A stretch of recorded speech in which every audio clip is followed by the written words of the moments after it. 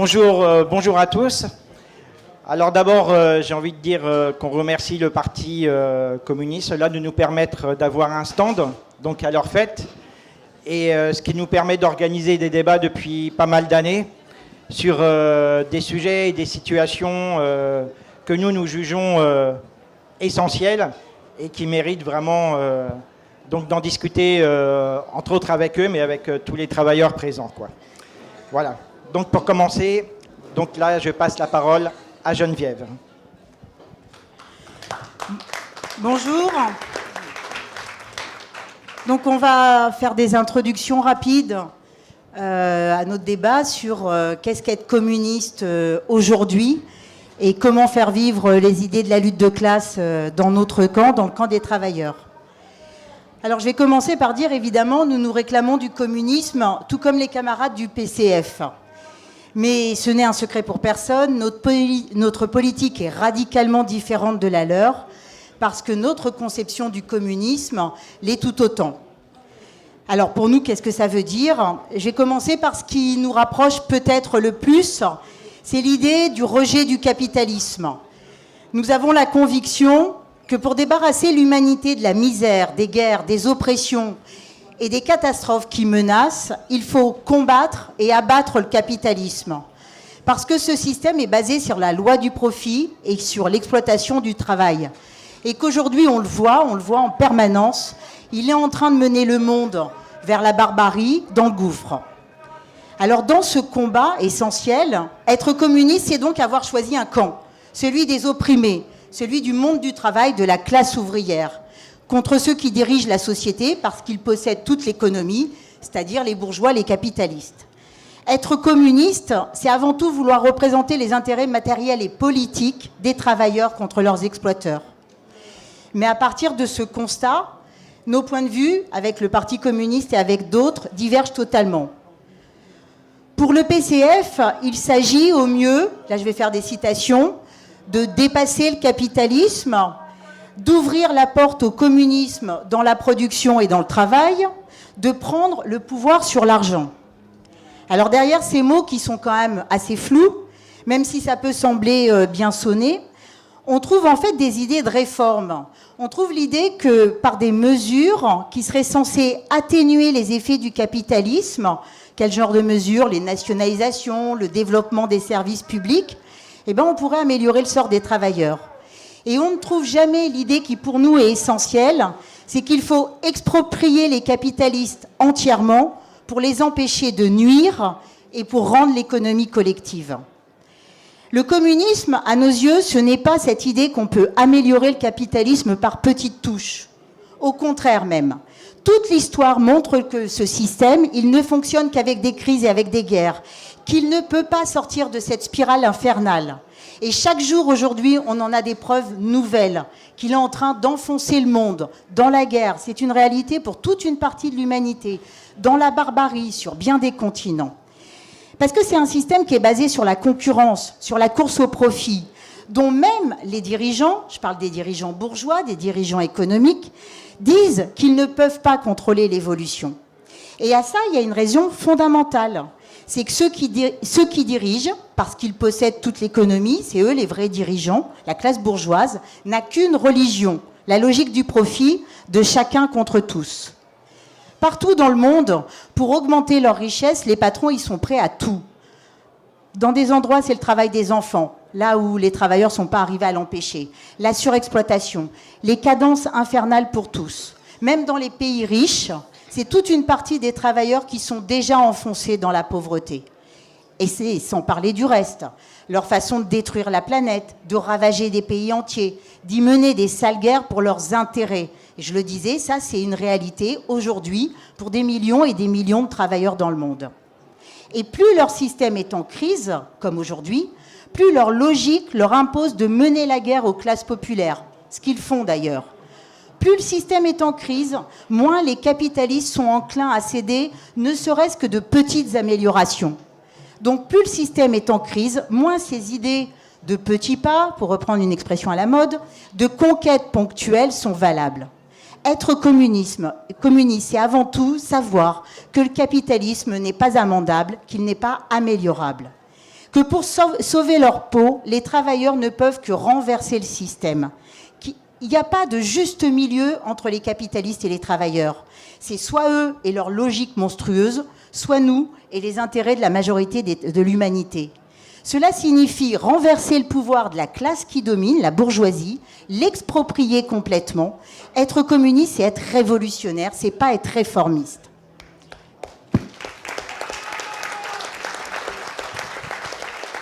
Alors, il y en a qui vont dire, ouais, mais d'accord, mais comment on fait la révolution? On n'est plus en 17, les choses, elles ont changé. Non. Et puis, la révolution, c'est la conquête du pouvoir. Alors, vouloir y arriver par les élections, ben, c'est peut-être la façon la plus démocratique d'y arriver. À ça, évidemment, on répond non. Parce que raconter ça, c'est faire croire que la démocratie réelle, elle existe. Or, tous ceux qui ont vécu ces dernières années savent qu'on a beau voter, il n'y a rien qu'à changer. Et pour une raison qui est très simple, c'est que le vrai pouvoir, il est dans les mains des grands capitalistes, il est dans les mains des multinationales, il n'est pas dans les mains des pantins, des politiciens à leur service. Et le système, il est bien ficelé. L'État, il fonctionne avant tout avec des hauts fonctionnaires qui ne sont jamais élus, mais qui sont intrinsèquement formés à être au service des riches. La prétendue république démocratique dans laquelle on vit, elle est avant tout un État au service des capitalistes. Les élections sont organisées de telle façon que seuls les partis notables, ceux qui ont les moyens, y ont accès. Et c'est pour ça que le PCF, chaque fois qu'il a voulu accéder au pouvoir, il a été contraint de le faire en faisant alliance avec des politiciens bourgeois, Mitterrand, Jospin, Hollande, pour arriver finalement au pouvoir et pour arriver surtout à être la caution d'un gouvernement qui menait une sale politique contre les travailleurs. Dans ce système dominé par la loi du profit, dominé par la bourgeoisie, les gouvernements, quels qu'ils soient, ne peuvent être que des conseils d'administration, des gestionnaires des affaires des capitalistes.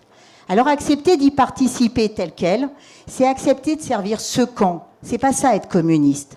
Être communiste, c'est vouloir arracher le pouvoir des mains des capitalistes pour en faire le pouvoir des travailleurs. C'est vouloir détruire toutes les entraves à une véritable démocratie. Faire en sorte que les travailleurs, ils dirigent réellement, en se débarrassant des institutions qui servent la bourgeoisie, c'est-à-dire en se débarrassant de l'armée, en se débarrassant de l'État. C'est un changement, pas de constitution seulement, pas de forme, mais un changement profond, non seulement du pouvoir, mais de toute l'économie. Et ça, évidemment, il n'y a qu'une révolution sociale profonde qui peut l'imposer. Mais là, j'entends encore des contradictions, ceux qui vont dire, bon d'accord, une révolution sociale, mais les communistes, le Parti communiste, lutte ouvrière, sont ultra minoritaires. Alors il faut bien faire des alliances pour arriver à changer quelque chose. Non. Bien sûr, la révolution, elle peut être faite que par la majorité des opprimés, pas par une poignée d'individus, même bien intentionnés. Mais transformer la société, ça nécessite une force sociale importante. Et cette force sociale, elle existe. Ce n'est pas des alliances de partis qui remplacent ça. Cette force sociale, c'est le monde du travail. Alors être communiste, c'est faire avant tout confiance dans les capacités de la classe ouvrière. Je sais, on nous raconte à longueur de journée que pour diriger, il faut des hommes qui ont fait des grandes études, enfin des hommes ou des femmes, qui ont fait des grandes études, qui ont des compétences. Et qu'est-ce que ça donne au final? Ça donne des politiciens serviles devant les intérêts des riches et du coup incapables d'empêcher le système de s'écrouler comme aujourd'hui, incapables même d'empêcher les capitalistes, ne serait-ce que de polluer. Non, ils ne peuvent rien faire parce qu'ils sont au service de ce système. Et à l'opposé de ça, au contraire, les travailleurs, c'est eux qui font tout tourner dans la société. C'est eux qui produisent tout.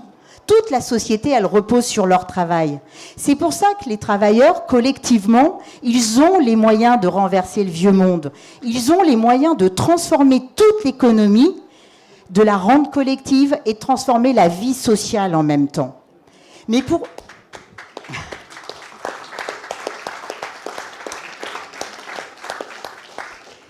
pour arriver à ça, pour arriver à cette révolution, évidemment, il faut commencer par considérer la classe ouvrière autrement que comme une masse de manœuvre. Des gens à qui on demande de manifester quand on l'a décidé, ou de rentrer chez elle quand on l'a décidé, ou à qui on dit qu'il faut bien voter et attendre vainement qu'un sauveur suprême veuille bien transformer la société à leur place. Parce que c'est en luttant pour leurs propres intérêts, pour défendre leurs intérêts, que les travailleurs ils peuvent prendre conscience de leurs forces et aussi de leur rôle indispensable dans la production et dans la création de richesses. C'est dans la lutte qu'ils peuvent apprendre à s'organiser eux-mêmes, à décider eux-mêmes, à contrôler tout. Leur lutte d'abord, c'est-à-dire décider quel jour ils vont faire grève, comment ils vont faire grève, et pas qu'il y ait des dirigeants qui décident à leur place. Mais aussi, à travers les luttes, ils peuvent apprendre à faire fonctionner les usines et finalement à faire fonctionner toute la société. Ils peuvent finir par prendre conscience qu'ils ont les moyens et les capacités de diriger la société et donc de prendre le pouvoir. L'émancipation des travailleurs sera l'œuvre des travailleurs eux-mêmes. J'ai vu que cette formule, exprimée par Marx il y a un siècle et demi, est reprise dans les textes de la direction du Parti communiste pour leur prochain congrès. Mais l'idée qu'elle recouvre cette formule, ça n'a rien à voir avec les perspectives électoralistes auxquelles le PC nous a habitués. Rien à voir non plus avec le fait que les directions syndicales décident des grèves ou de l'arrêt des grèves à la place des travailleurs. Et surtout, rien à voir avec l'idée qu'il faut des élus des travailleurs dans le cadre du système pour gouverner. Et gouverner comment? En s'agenouillant devant le pouvoir des bourgeois. Alors bien sûr, aujourd'hui, on peut dire aussi qu'on ne la voit pas s'exprimer, la force du monde du travail. Enfin juste, j'ai quand même envie de dire que n'oublions pas qu'au printemps dernier, on a vu les cheminots en lutte. D'accord, ils n'ont pas empêché la réforme de se faire, mais ils ont montré les forces de résistance que ça représente des travailleurs en lutte. Et du coup, ils ont montré que des travailleurs en lutte, ça devient le centre des préoccupations politiques. Voilà. Alors ça, c'est quelque chose qui peut nous servir d'exemple pour savoir qu'est-ce que ça voudrait dire si des millions de travailleurs se mettaient en lutte. Évidemment, une classe opprimée, elle ne se révolte pas tous les 4 matins, parce que c'est pas simple, parce que c'est extrêmement compliqué de soulever tout le poids de l'oppression qu'on a sur le dos. Mais des situations d'explosion sociale, des situations de révolution, même s'il n'y en a pas tous les 4 matins, il y en a eu dans le passé et elles viendront. Et quand elles se produisent, ces situations, quand les travailleurs y reprennent confiance dans leurs forces, quand ils décident de dire non, eh ben c'est là que tout devient possible. Et on l'a vu dans le passé. Ce sont des travailleurs qui ont fait la Commune de Paris. Ce sont les travailleurs qui ont fait la Révolution russe. Et les militants communistes, justement, ils doivent être de ceux qui font tout pour que les luttes des travailleurs, elles aillent au bout de leurs possibilités.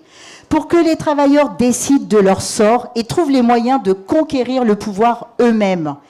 Et en faisant ça, en entraînant toute la société avec tous les opprimés.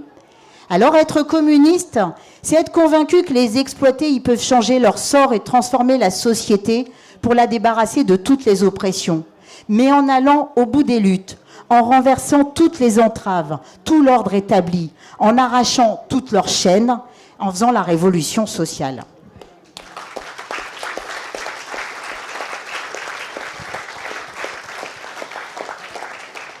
Un dernier point quand même, c'est ceux qui nous disent, bon d'accord, mais avec la mondialisation, avec ce capital mondial, on ne peut pas changer les choses qu'en France. Alors ça c'est vrai bien sûr. Le système capitaliste il est mondial, et depuis longtemps d'ailleurs. Et depuis toujours, ça date pas d'hier, les patrons ils ont voulu mettre les travailleurs en concurrence les uns contre les autres. Ils ont cherché à les diviser. Mais à ça, quand même, il faut déjà qu'on ait conscience que la classe ouvrière aussi, elle est internationale. Et depuis toujours. Et aujourd'hui, elle est même mondiale, la classe ouvrière. C'est pourquoi, d'ailleurs, la première grande organisation ouvrière qui a existé, c'était la première internationale, l'Association internationale des travailleurs. Les travailleurs, ils ont toujours été obligés d'immigrer pour trouver du travail, pour faire vivre leur famille. Ça date pas d'hier.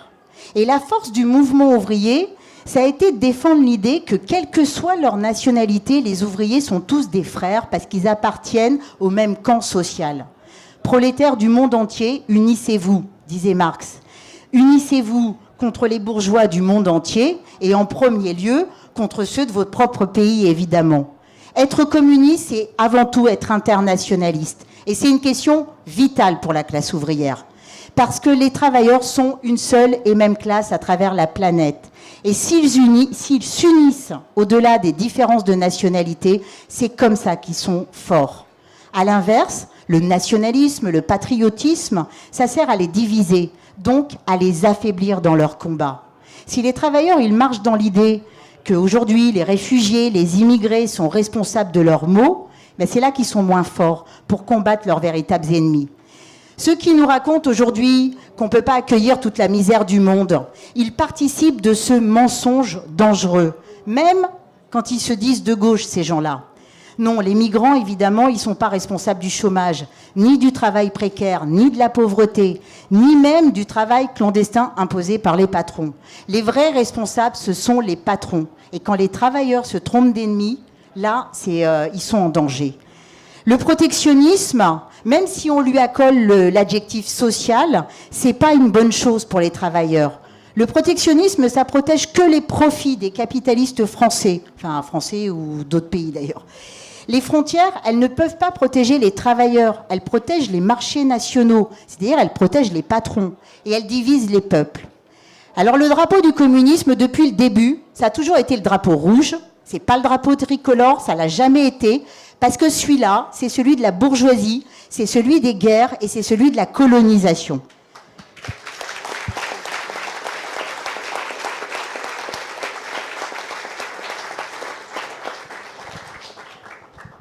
Voilà, pour nous le communisme de Marx, de Lénine, de Trotsky, c'est la volonté de détruire le capitalisme inexorablement, de renverser le pouvoir de la bourgeoisie, de faire que les travailleurs prennent le pouvoir et organisent l'économie sur des bases collectives et planifiées pour bâtir enfin un monde débarrassé de toutes les horreurs qu'on connaît.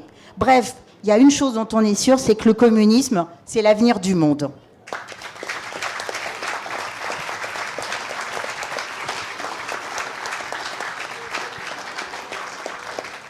Avant de passer au débat, je passe la parole à Olivier pour poursuivre sur la question de comment faire vivre les idées de la lutte de classe dans le camp des travailleurs. Alors, oui, nous voulons tous ici changer la société. Et nous menons, avec le Parti communiste, vraiment deux politiques différentes. À force de taper tous les jours sur les travailleurs, sur les chômeurs, sur les retraités, sur ceux qui touchent les APL ou ceux qui sont malades, Macron, avec sa politique anti-ouvrière, augmente tous les jours sa courbe d'impopularité. Alors c'est une évidence, oui, Macron, c'est le candidat des riches, c'est le candidat des patrons. Les camarades du PC font effectivement le même constat, c'est vrai. Mais qu'est-ce qu'ils nous proposent ? Ils nous disent d'ailleurs que la meilleure façon alors pour eux de changer cette société, eh bien c'est de lutter contre Macron. Là je cite, et donc que ceux du PC seraient disponibles pour tous les rassemblements et toutes les solidarités qui permettront de faire échec à Macron et de construire une alternative à gauche. Voilà, c'est ce qu'ils écrivent dans leur tract de cet été, entre autres ceux qu'ils ont distribués pendant les congés. Mais en disant cela, eh bien, ils entretiennent les illusions électoralistes. Et des illusions, eh bien, les travailleurs aujourd'hui, ils en crèvent.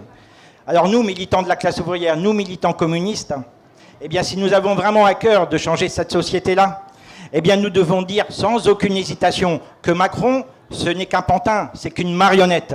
Et que son gouvernement, oui, il est au service de la bourgeoisie. Ce n'est pas Macron qui décide de quoi que ce soit. Non, ce sont les patrons qui lui dictent ce qu'il a à faire et ce qu'il doit dire, en fonction, bien sûr, de leurs intérêts à eux. Car ce sont les patrons qui ont le pouvoir. Derrière Macron, il y a les patrons qui licencient, qui ferment les usines, qui généralisent la précarité, qui suppriment des milliers d'emplois dans les hôpitaux, dans tout le secteur public. Et c'est une guerre, bien sûr, une guerre qu'ils mènent contre nous. Et c'est une guerre qui s'intensifie parce qu'avec la crise, eh bien, les patrons, pour préserver leurs profits, eh bien, ils sont obligés de nous exploiter davantage, quitte même à nous faire crever au boulot. Alors nos ennemis, au-delà de Macron, oui, ce sont les patrons, c'est contre eux qu'il faut que les travailleurs se battent. Et l'issue de cette bataille, eh bien, cela ne peut être que le renversement du système capitaliste.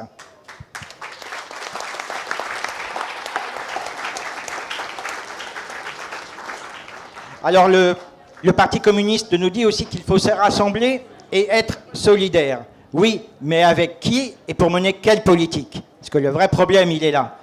avec d'autres partis, là, comme ceux du Parti Socialiste et tous ces dérivés, Mélenchon, Hamon, et puis j'en passe, j'en oublie certains, qui eux ont passé toute leur vie à nous dire, à tromper les travailleurs et à nous dire qu'il faudrait voter pour eux pour changer les choses, et qu'une fois élus, du coup, ils défendraient nos intérêts à nous.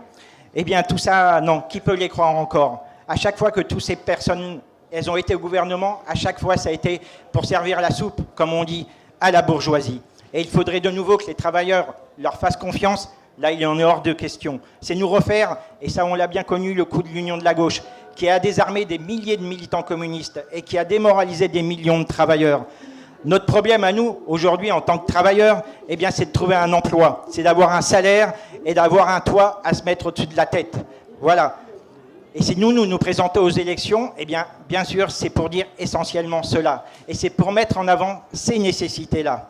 Les travailleurs, eux, ils n'ont pas besoin d'une nouvelle union de la gauche qui, une fois élue, de toute façon, les trahira. Et même leur enverra les CRS à chaque fois que les travailleurs commenceront à vouloir défendre leurs intérêts et à manifester.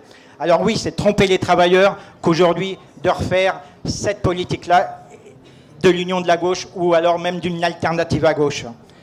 Avec cette politique, le PC, lui, a répandu le poison de l'électoralisme dans la tête des travailleurs.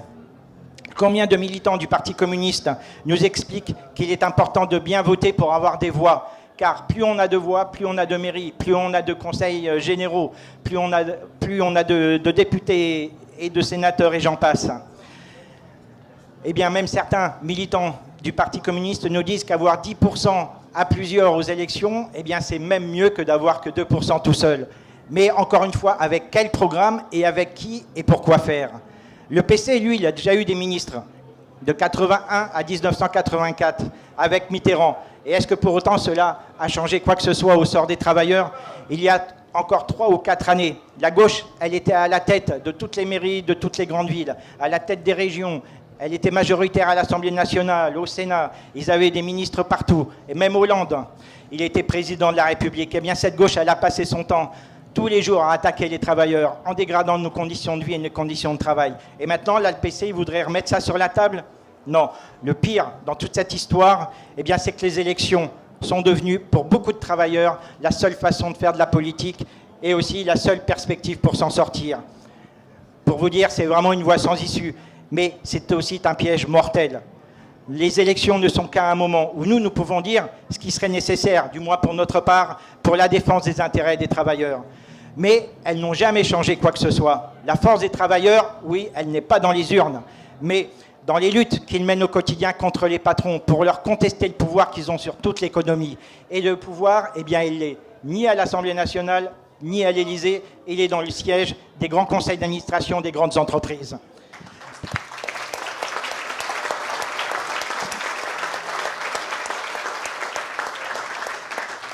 Alors pour nous, militants communistes, oui, il est vital pour les travailleurs de réaffirmer les idées de la lutte de classe, en disant déjà que la droite et la gauche, tout ça, ça ne veut rien dire.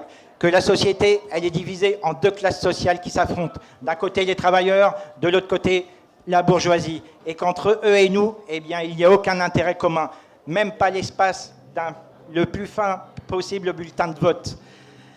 Et que l'issue de cet affrontement, de cette guerre sociale, eh bien, ça sera soit la bourgeoisie, soit nous, mais en tout cas, ça ne peut pas être les deux. Alors, il est urgent bien d'armer les travailleurs pour les convaincre que les idées communistes, c'est celles-ci qui peuvent justement être un avenir pour la société, avant que justement la crise eh bien, nous emmène là dans une catastrophe que tout le monde annonce imminente. Voilà ce qu'il faudrait dire aux travailleurs. Ce qu'il faut dire aux travailleurs, c'est que la lutte de classe, c'est notre bagarre de tous les jours, au quotidien, au boulot comme ailleurs. Et de dire aussi que dans un atelier, comme par exemple dans lequel on travaille, eh bien, lorsque nous nous retrouvons à quelques-uns à ne plus vouloir se laisser faire, eh bien, c'est d'essayer d'aller voir bien sûr les autres travailleurs pour être le plus nombreux possible. Et ça, c'est vraiment essentiel, car c'est comme ça que les travailleurs peuvent reprendre confiance dans leur bagarre, dans leur force. Et si nous arrivons à organiser un cortège d'une 50aine ou d'une 100aine de travailleurs, eh bien, dans l'atelier, ça change tout. Militer dans le camp des travailleurs, eh bien, cela veut dire qu'il faut profiter de toutes les occasions, que ce soit les regroupements pendant les temps de pause, les débrayages comme les grèves, eh bien, pour faire que ce soit les travailleurs eux-mêmes qui dirigent leur propre lutte. et ainsi faire avancer beaucoup plus vite eh bien, la conscience des travailleurs plutôt qu'avec des bulletins de vote. Et de dire aussi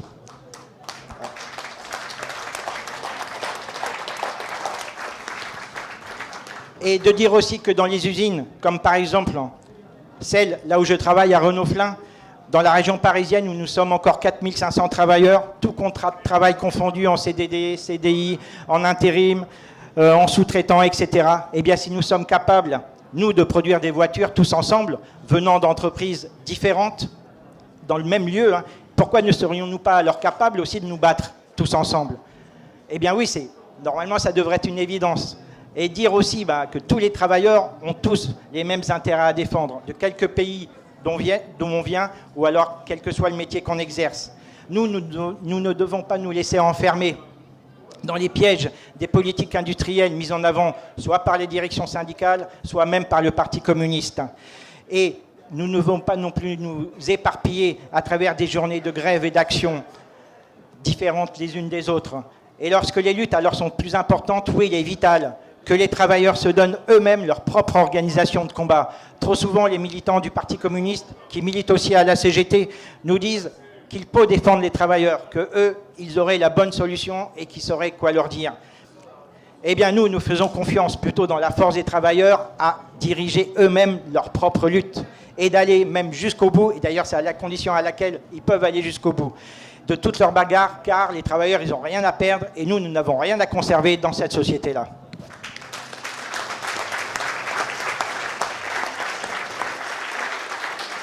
Pour finalement dire aussi que les travailleurs doivent défendre, oui, leurs conditions d'existence, leur emploi, leur salaire, en deux mots, leur peau.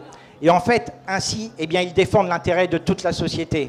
L'éducation et la santé qui se dégradent, les logements qui deviennent insalubres, les ponts, comme en Italie, qui s'écroulent, tout ça, ça provient du même système. Et les travailleurs, eux aussi, ils en sont victimes. Alors, ils sont les seuls à avoir la solution, à la condition de se battre avec comme perspective le renversement de la société capitaliste. Mais pour que tous les travailleurs en aient conscience, oui, il faudra un parti. Mais un parti communiste révolutionnaire qui cherche à convaincre les travailleurs de se battre pour leurs intérêts. Un parti révolutionnaire, communiste et révolutionnaire, qui soit dirigé par les travailleurs eux-mêmes vers la conquête du pouvoir et à l'intérieur duquel les travailleurs ils peuvent s'exprimer à tous les niveaux et qu'il existe dans ce parti-là une démocratie vraiment la plus large possible. Voilà une partie des idées de la lutte de classe qu'il nous faut réintroduire le plus vite possible dans toutes les entreprises et dans tous les quartiers populaires. Mais pour cela, il faut des militants qui se les approprient et qui en fassent les leurs, ces idées-là. Et le temps presse parce que finalement, les événements, oui, ils peuvent se précipiter très vite. Merci.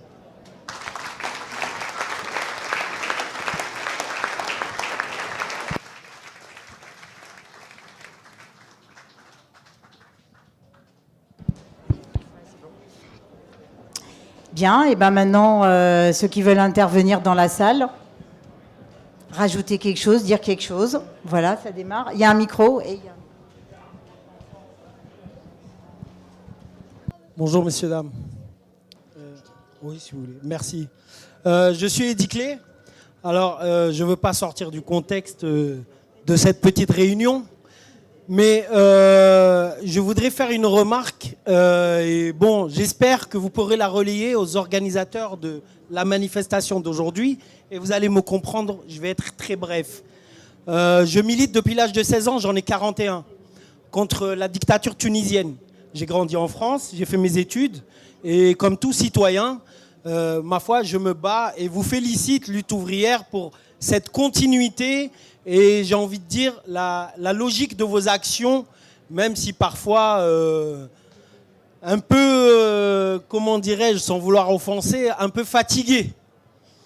Mais je suis particulièrement remonté aujourd'hui parce que je suis venu pour rencontrer, et ils sont présents aujourd'hui, des acteurs et vous connaissez l'UGTT, vous connaissez le Front populaire tunisien, etc., qui mènent aussi les mêmes luttes de l'autre côté de la Méditerranée. Et ce que j'aimerais que vous relayiez, c'est que je vous remercie de ce débat parce que je ne me suis aperçu, en approchant les divers responsables des stands, qu'ils ne sont préoccupés que par l'amortissement de la location du stand et des frais qu'ils ont eu à faire pour votre présence et notre présence ici. Donc je suis particulièrement déçu. Je ne jette la pierre à personne, je ne juge personne, je ne veux offenser personne. Mais si je viens depuis une quinzaine d'années, et si je suis venu aujourd'hui et que je claque 45 € à l'entrée, c'est bien volontiers. Mais si c'est pour bouffer des hamburgers et boire du coca ou des bières, j'en ai rien à cirer. Moi, j'étais venu en espérant faire avancer le débat, notamment sur un point qui sont tous ces shibani dans les foyers qui sont là juste à cause d'une réforme qu'on ne veut pas faire, c'est la complémentaire retraite qu'on ne leur verse pas s'ils retournent dans leur pays, et qui donc sont ici pour grappiller ce qu'ils peuvent pour faire vivre le reste de leur famille là-bas. Je suis très très déçu.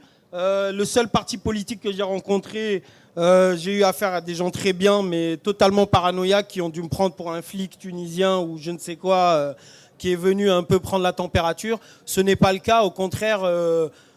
j'ai pas honte de le dire, je suis condamné à 4 mois ferme parce que les 5 mois que j'ai passés en 2012 et où j'ai essayé d'approcher les partis politiques et celui qui me correspondait le plus pour la lutte, on a essayé de me condamner sur des faits de violence et finalement on m'a relaxé. Dès que je suis parti, ils ont fait appel, m'ont condamné à du ferme pour pas que je remette les pieds en Tunisie. Voilà, donc faites remonter s'il vous plaît que ça devient un peu, alors que ça n'a aucun lien, parce que j'ai participé au Bourget avec, pour les lieux de culte et que les gens ne prient plus dans la rue et ne pissent plus dans les caniveaux mais respectent le voisinage, etc. Et c'est devenu aussi une fête commerciale comme ici. Voilà, et j'en suis désolé. Merci beaucoup, je m'en vais parce que mes enfants sont très fatigués.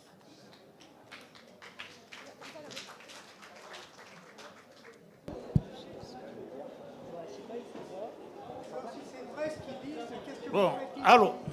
Alors, attends, ouais. Alors, déjà, lui, comment dire, le camarade n'est pas assez intéressé pour rester pour la réponse. Bon, mais... ah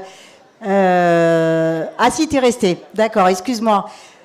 Sur plusieurs aspects, moi, j'ai pas envie... la fête de l'humain, c'est la plus grande fête politique populaire de la région parisienne et je pense du pays. Et elle tient... parce qu'il y a des militants qui sont bénévoles, dont je me sens assez solidaire pour savoir ce que c'est que de faire fonctionner une fête avec des militants et avec des bénévoles, et qu'ils aient envie que ça rapporte de l'argent à leur parti. C'est certainement pas ça que nous avons envie de leur reprocher. Ils font exister une fête, et c'est ça qui compte. Voilà, et une fête où justement, eh ben oui, il y a des travailleurs, on peut discuter même quand on n'est pas d'accord. Et ça me paraît important, et les critiquer là-dessus, j'en vois pas le sens. Certainement pas, et certainement pas les militants bénévoles qui font fonctionner leur fête. Ensuite, sur le reste, ce qu'a dit le camarade, sa dénonciation du sort qui est fait aux Chibani, on peut que en être solidaire. Pour ceux qui ne savent pas, vous savez, les Chibani, c'est comme ça qu'on appelle les travailleurs retraités d'origine immigrée qui vivent en France.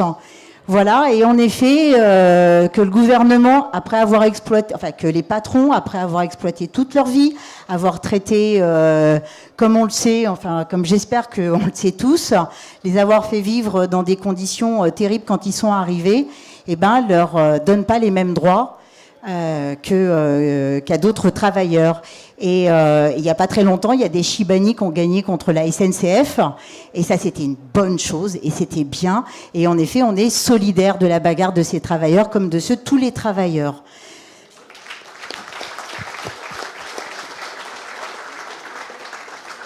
Maintenant, on va peut-être pas ouvrir le débat parce qu'il peut être long sur la Tunisie. Mais je voudrais quand même dire quelque chose, c'est les organisations que le camarade il a citées, qui ont lutté contre la dictature en Tunisie. Non, c'est pas le même combat que le nôtre. Voilà. Parce que justement, il y a des organisations, des partis qui pouvaient être contre Ben Ali, c'est sûr, mais pas au nom des intérêts des travailleurs. Voilà. Et qu'on fait un front uni, comme ça existe bien souvent dans les révoltes, dans les luttes. Parce que bien souvent, on explique aux travailleurs qu'il faut être allié avec les autres, qu'il faut faire l'unité avec les bourgeois, avec les autres catégories sociales. Et à quoi ça sert? Ça sert toujours à dire aux travailleurs vos revendications propres. Pour l'instant, vous comprenez, il faut vous asseoir dessus. Plus tard, un jour, viendra peut-être, etc.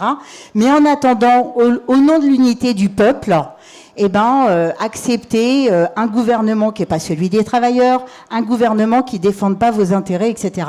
Et c'est quand même ce qui s'est passé en Tunisie. Et nous, la perspective qu'on défend, à l'échelle internationale, c'est certainement pas celle-là. Bien sûr, on est solidaire de tous les gens qui se battent contre les dictatures, évidemment. Mais on pense que partout, c'est aux travailleurs de s'organiser, de se battre pour leurs propres intérêts et de ne pas se faire avoir par ce type de discours, parce que c'est toujours eux qui finissent par payer à la fin.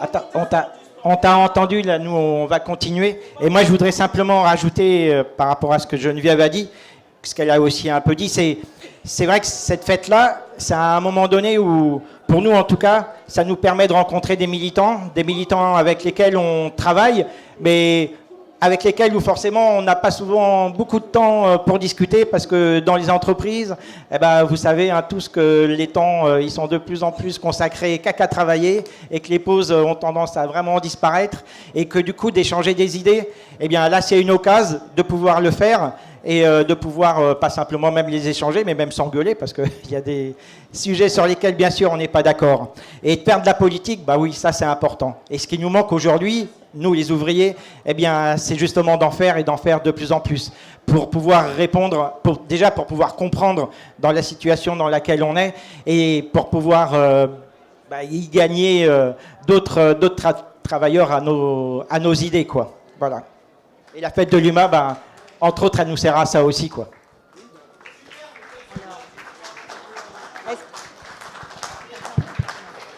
Alors, est-ce qu'il y a d'autres interventions sur le fait d'être communiste, sur les idées communistes? J'ai pas vu. Bon, moi, je suis membre du Parti communiste, ça existe. Alors, moi, je ne comprends pas le fil de votre raisonnement. En début, vous annoncez toutes les affinités qui nous lient. Ensuite, vous annoncez les différences. Qu'est-ce qu'il faut en retenir finalement?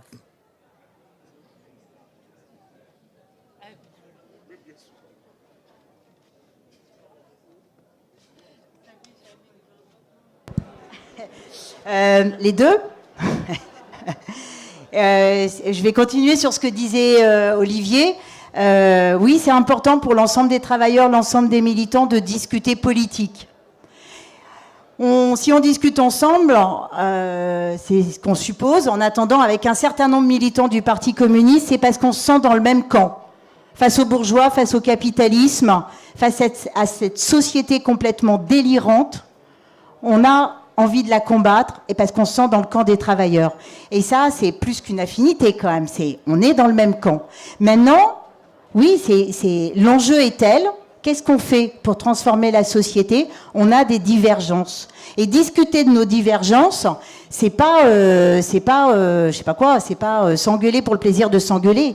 C'est discuter du sort des travailleurs, c'est discuter du sort de l'humanité.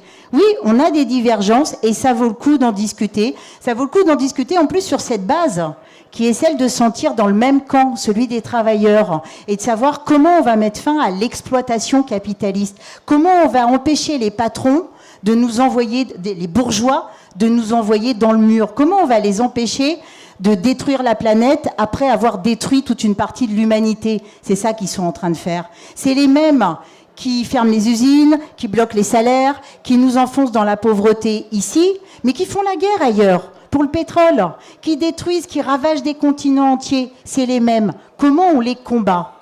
Nous, face à ça, on dit les idées qu'on reprend, qui s'appellent les idées communistes, parce qu'on a ce point commun, cette filiation commune, au moins historiquement. Elles nous disent c'est par la révolution. Le Parti communiste, il le dit plus, ça.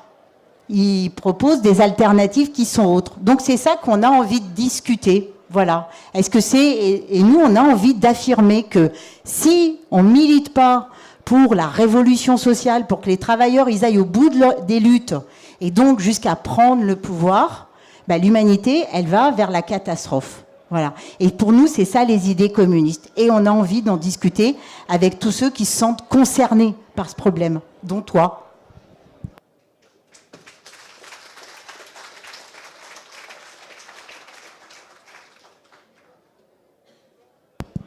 Je voudrais simplement rajouter un tout petit truc. C'est le PC, oui, voilà. Tu vois, on a beaucoup peut-être de choses en commun, mais on a aussi des grosses différences. Et entre autres, si aujourd'hui on est dans la situation actuelle, eh bien, c'est pas par hasard. C'est parce qu'il y a eu une histoire dont le Parti communiste, ton parti, eh ben, il en est quand même assez responsable. Et si aujourd'hui, eh bien, les travailleurs, on en est tous, soit dans la galère, soit au chômage, ou soit avec des salaires à la con, eh bien, c'est parce qu'il a manqué à plusieurs reprises, à chaque fois que les travailleurs se bagarraient, et les travailleurs, ils ont toujours répondu présent. Ce qui a jamais manqué dans toute l'histoire, ça a été la combativité des travailleurs. Quand il fallait y aller, on y a été, tout le temps, tout le temps, tout le temps. Par contre, ce qui a manqué, eh bien, c'était une politique. Ou du moins, ceux qui prétendaient être à la tête des organisations ouvrières, eh bien, ils ont mené des politiques qui les trahissaient, les travailleurs. Et ça, aujourd'hui, eh ben, c'est ce qu'on paye. Et ça, nous, on a envie d'être clairs, tu vois. Oui, bien sûr, on est dans le même camp, nous, tous les deux, des travailleurs, etc. Mais le parti, ton parti, eh bien, là, nous, on a des choses à redire. Et en tout cas, moi, je ne me reconnais pas dans sa politique. Voilà, c'est pour ça qu'on tient à avoir ces débats-là et à dire ce qui est important, ce qui serait important.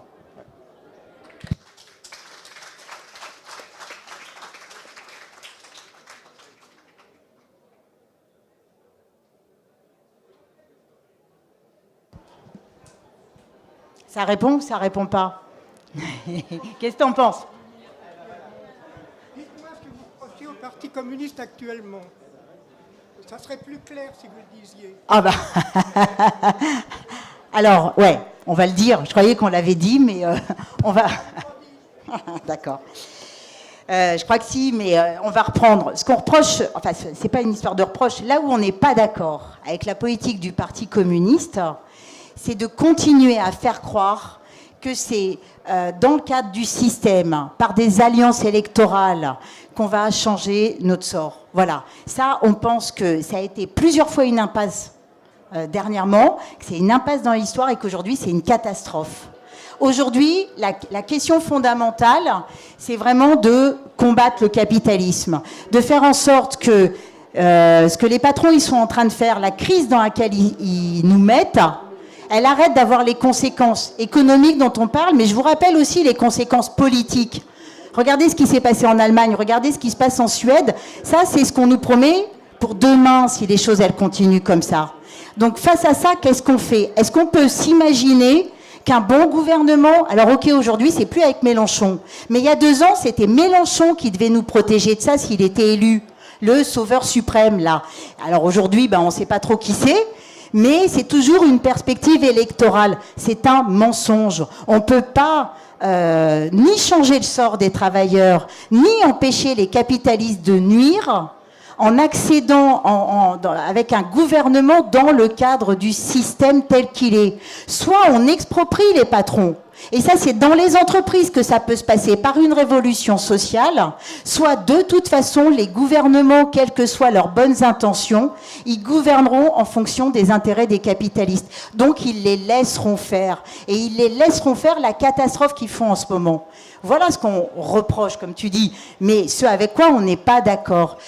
Aujourd'hui, ce qu'on pense, c'est que les militants, tous les militants communistes, qu'on devrait, c'est militer pour défendre une perspective révolutionnaire, pour convaincre les travailleurs que la seule voie possible, c'est la voie de la lutte de classe, menée jusqu'au bout, les idées de la lutte de classe, c'est-à-dire la voie de la révolution sociale. Si on ne va pas vers là, eh ben, on va connaître le sort qu'on voit aujourd'hui partout dans le monde. Le sort de la Syrie peut-être demain, le sort d'Alep, le sort de l'Allemagne. Voilà, et c'est ça que la classe ouvrière, elle peut empêcher, mais par ses luttes, pas avec des pantins pas en s'alliant avec des politiciens bourgeois.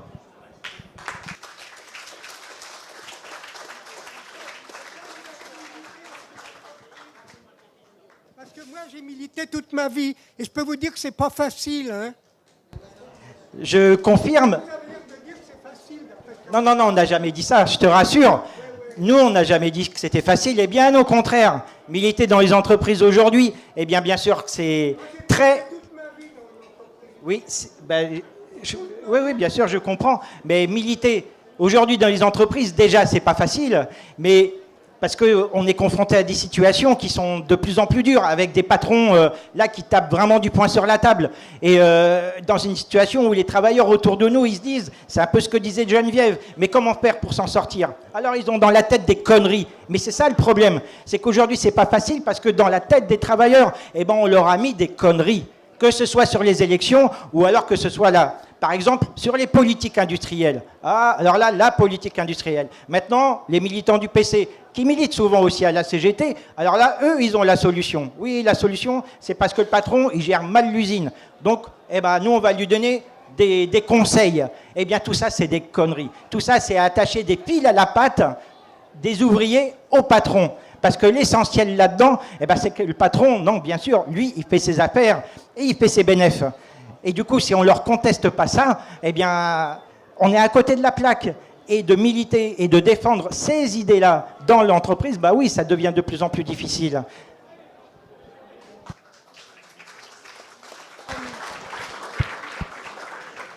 C'est pas, si tu veux, c'est pas qu'on se fâche. Qu'on se fâche parce qu'on discute et qu'on n'est pas d'accord, c'est la vie, ça fait partie de la vie, et puis l'enjeu, il est suffisamment important. C'est pas facile de militer dans les entreprises, ça l'a jamais été. Mais la question, c'est pas, bien sûr, et si on discute entre nous, c'est parce que, justement, ceux qui continuent à militer, moi je suis bien d'accord, c'est ceux ils ont raison. Ceux qui arrêtent, c'est ceux qui ont tort. Voilà. Donc, en effet, il y a des militants, même quand on n'est pas d'accord, ils continuent à militer.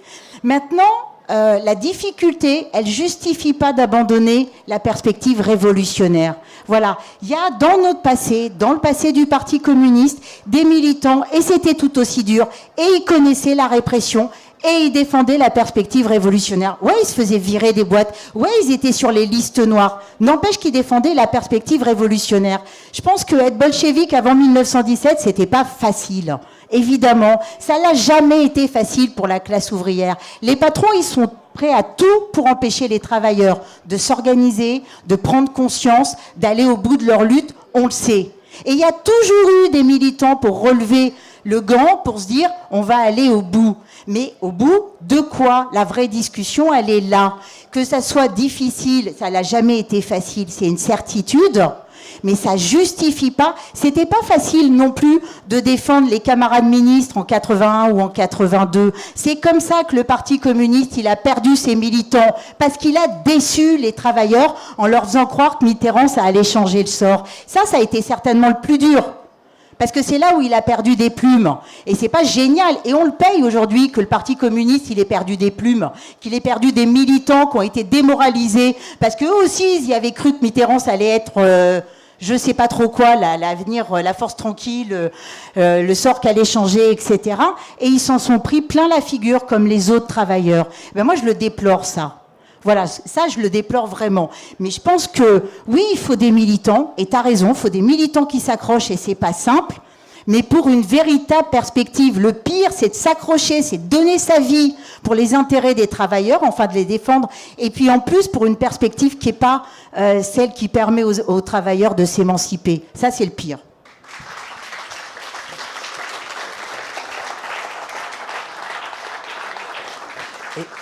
Et pour continuer là-dessus, tu as raison, c'est dur, bien sûr c'est dur, mais en même temps, ça procure plein de satisfaction.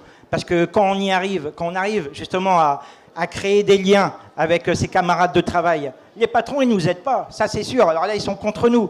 Mais quand on y arrive justement à créer des liens, si ce n'est même rien qu'avoir un camarade de travail, d'aller boire un café après le boulot avec lui, quand on arrive à tisser des liens sur une chaîne de production, dans des magasins, dans des bureaux, à créer des liens entre nous, à savoir qui est qui, etc., eh bien ça, quand on rentre chez soi le soir, eh bien, on ne travaille pas simplement dans une usine. On y va pour militer, on y va pour essayer justement de connaître davantage de monde, d'essayer de s'organiser un tout petit peu. Je ne parle même pas des luttes, c'est simplement autour d'un café, autour de l'anniversaire d'un gars ou quelqu'un qui vient d'avoir un gamin, etc. C'est toutes ces petites choses qu'on vit au quotidien, eh bien, qui nous donnent des satisfactions et qui font que le lendemain, eh ben, on y va, on y retourne, parce qu'on se dit, bah tiens, là, je vais aller voir machin, je vais aller voir truc, etc. Et c'est cette vie qu'on arrive à créer autour de soi, eh ben, qui fait qu'on tient le coup. Parce que sinon, effectivement, c'est pas simple. Alors, quand il y a des débrayages, quand il y a des réactions collectives, alors là, c'est le pied, bien sûr. Et là, ça démultiplie nos moyens. Et là, c'est vraiment, quoi, voilà, c'est Byzance. Et là, on y resterait longtemps, quoi. Mais c'est ça, ce truc, quoi.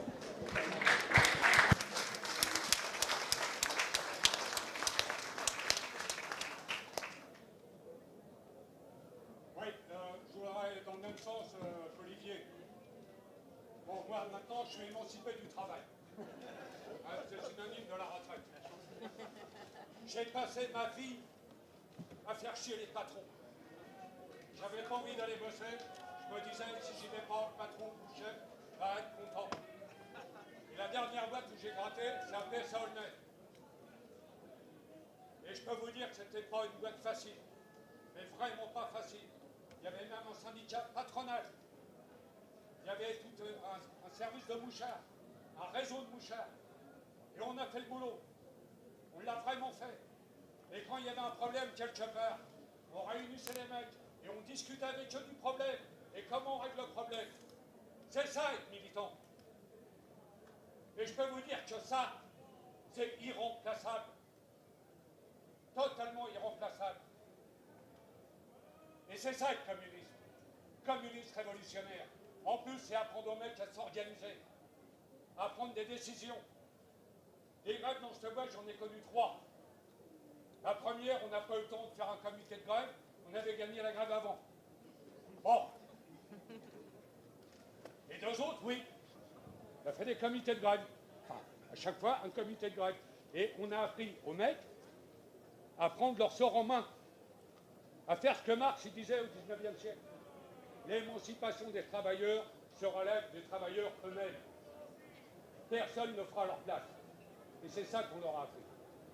En 2013, on a fait 4 mois de grève. On a commencé à 500, on a fini à 200. Les 200, ils ont trouvé du boulot ailleurs. Par les mecs comme moi, retraite. Dommage. Mais les 200, c'est des mecs qui ont appris ce que ça voulait dire prendre son sort en main, prendre des décisions, qu'il n'y ait personne qui décide à leur place. Et ces mecs-là, ils ont retrouvé du boulot ailleurs. Et demain, on les retrouvera. Là, il y en a un qui est ici. Et quand il y aura un mouvement comme 68, comme 36, ces gars-là, eh ben, ça sera des militants de la grève, et qui diront, t'as pas à décider à ma place. Face aux dirigeants syndicaux, face aux réformistes, t'as pas à décider à ma place. C'est à nous, les ouvriers, de décider. C'est à nous de décider de notre sort. Et ça, c'est être communiste révolutionnaire.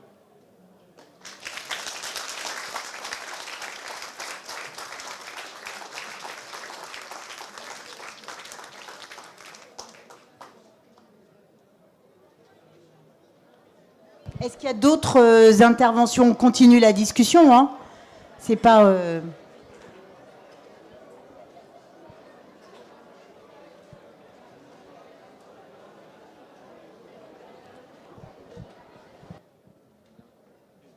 Qu'est-ce que Lutte ouvrière pense de la grève à la SNCF de ce printemps? Quelles leçons on peut tirer? Qu'est-ce que Lutte ouvrière a tenté dans la grève face à la politique de la CGT?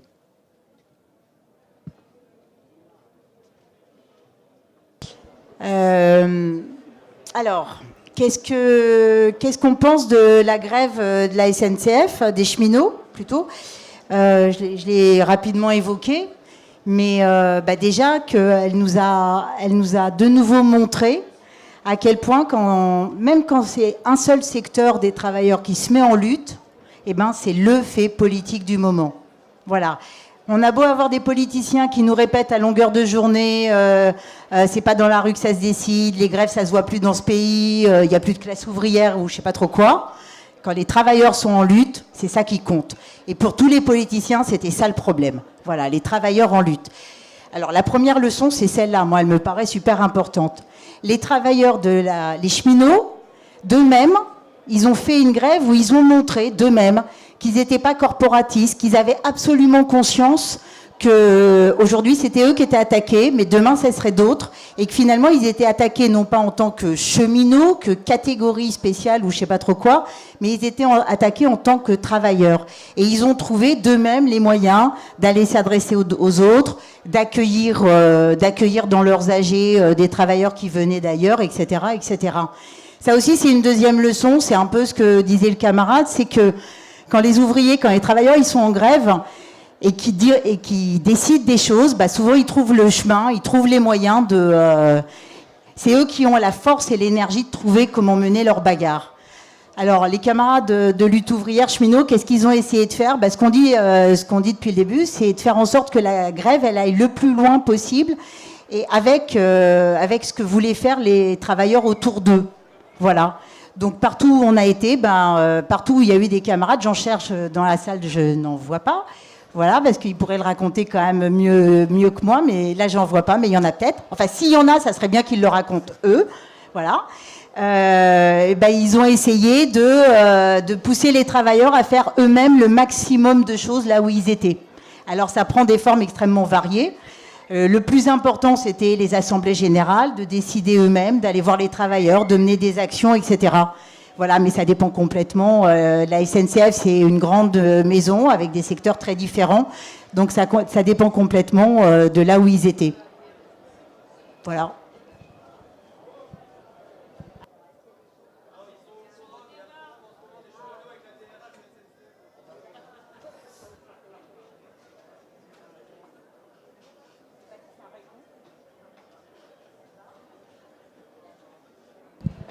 En tout cas, moi, si je peux rajouter une toute petite chose, c'est que moi je travaille à Renault et du coup, c'est le transport aussi, si on veut, voilà. La SNCF c'est le transport et nous aussi, voilà. Du coup, ils n'ont pas réussi, les médias et puis même le gouvernement et toutes ces forces, ils n'ont pas réussi à nous monter les uns contre les autres. Et ça, en tout cas, ça a marqué du moins dans les discussions. Pour une grève qui a duré quand même presque 3 mois, voilà, ça a marqué quand même les esprits. Parce que les gars, ils s'en sentaient solidaires. Alors bien sûr, certains avec tous les inconvénients que ça pouvait poser pour leurs compagnes, les gamins, etc. Mais en tout cas, il n'y a pas eu des réactions comme on a pu voir avant des fois par rapport à des grèves de transport. Et les travailleurs là-dessus, eh bien, ils ont bien senti l'enjeu qu'il y avait. Si le gouvernement il arrivait à les mettre à genoux, eh bien, demain, c'est nous, c'est notre tour. Et ça, c'était quelque chose qui était vachement présent. Et alors, bon, là, la grève, eh ben, elle a quand même marqué des points, même si Macron, peut-être qu'il s'en sort quand même, mais en tout cas, il ne s'en sort pas complètement tout blanchi. Et les travailleurs de la SNCF, eh ben, ils l'ont quand même pas mal amoché. Et ça, c'est tant mieux.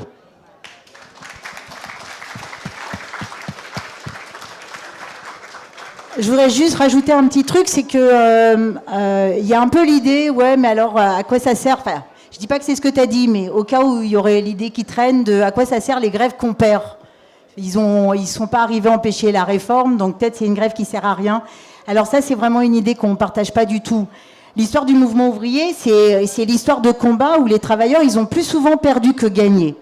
Voilà. Mais dans toutes les luttes, et c'est ça qui est important, dans toutes les luttes, les travailleurs, justement, c'est dans la lutte qu'ils apprennent. L'école de la classe ouvrière, c'est l'école de la lutte de classe. Et celle-là, elle est essentielle, elle est fondamentale. Moi, je suis convaincue que les dizaines de milliers de cheminots qui ont participé à la grève, ils ont appris des choses et que ça servira demain. Et que c'est ça notre histoire. Notre histoire, elle est faite de ça et qu'à chaque fois, justement, on a une histoire collective, on a l'histoire du mouvement ouvrier et qui a donc rien de facile, comme dirait le camarade de tout à l'heure. Ben ouais, il n'y a rien eu de facile, mais enfin, être un travailleur, être exploité, il n'y a rien de facile dans tout ça, mais que c'est cette histoire qui nous permet justement d'avancer, d'en tirer des expériences et d'avoir une politique qui demain nous permettra réellement de vaincre le capitalisme jusqu'au bout.